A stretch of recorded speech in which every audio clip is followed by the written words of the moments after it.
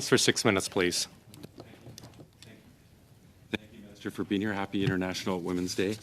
In the Department of Indigenous Services, they're requesting $170.9 million for the continued implementation of Jordan's Principle. Now, this funding, it cites, will be used to provide First Nations children with access to needed health, social, education products, services, and supports. Can you talk about how many First Nations children and families will benefit from this funding? And given that the Canadian Human Rights Tribunal determined victims and survivors of the federal First Nations Child and Family Services Program could have been compensated any time since 2016, when will the Government of Canada begin compensating them? Well, thank you for that question, and it's a very important question, MP Johns. I could get a more specific response to your question on the specific numbers. I know the amount will be used, of course, to advance. Annie might have some specific numbers to share with you today. Thank you, Minister. Since July 2016, the Government of Canada has funded over 2.36 million requests for products, services, and supports for First Nation children under Jordan's Principle.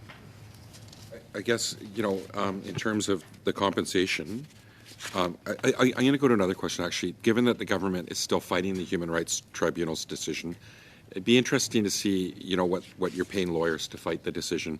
How much are they allocating, is the government allocating to keep fighting cases that Indigenous peoples have brought against the federal government? I know how important this is a question, MP Johns. I would have to go to the minister responsible to understand those specific requirements. We are, of course, having an amount to support the children. Therefore, if you want me to ask the minister, I can do so. Okay. We'll look for that from you. In terms of the agreement in principle right now that's in place, that sets the framework for ending the federal government's discrimination in child and family services, and Jordan's Principle, over 5 years. What is your government doing to ensure the discrimination doesn't recur in year 6 and beyond?